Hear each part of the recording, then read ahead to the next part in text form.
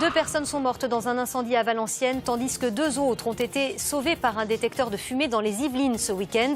Les détecteurs bientôt obligatoires. Nous répondrons à toutes vos questions sur le sujet. Retour en France où un couple a échappé de peu à la mort dans la nuit de vendredi à samedi à Villiers-Saint-Frédéric dans les Yvelines. Le feu s'est déclaré dans le garage de leur pavillon, détruisant le système électrique qui permettait notamment d'ouvrir les volets.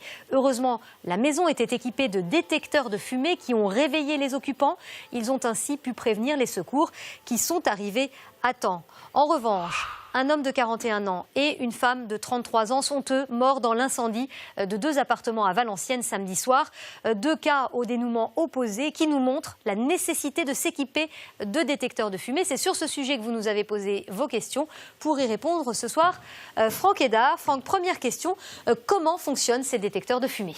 Un boîtier contient un détecteur de fumée ou bien un détecteur de monoxyde de carbone. C'est un gaz invisible et inodore qui est contenu dans la fumée, ainsi qu'une alarme. Ce qui fait que dès les premières fumées, eh bien, l'alarme sonore se déclenche pour vous permettre d'évacuer et puis de prévenir les secours. Je préciserai d'ailleurs que 70% des victimes d'incendie meurent pendant leur sommeil. Alors, un détecteur de fumée, ça s'entretient. Pensez à vérifier régulièrement l'état des piles.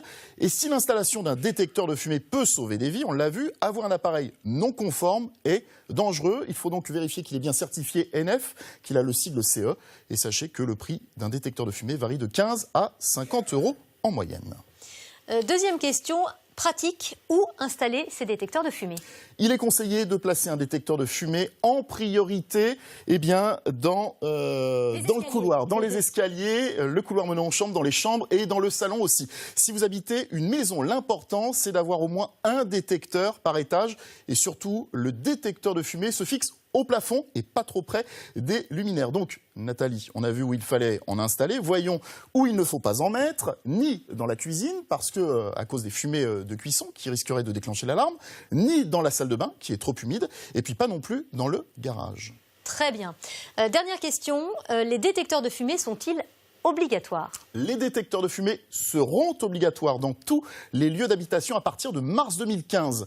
Vous avez donc le temps de vous équiper. Chaque année, en France, 800 personnes meurent dans des incendies. Alors, d'un point de vue pratique, c'est l'occupant du logement qui devra l'installer à ses frais. En revanche, dans le cas d'une location saisonnière, d'un meublé ou d'un logement de fonction, eh bien, l'installation est à la charge du propriétaire. Une fois installé, n'oubliez pas de l'indiquer à votre assureur qui pourra peut-être vous faire bénéficier d'une baisse de votre prime d'assurance. Merci Franck, et on peut commencer à s'équiper dès maintenant. Effectivement.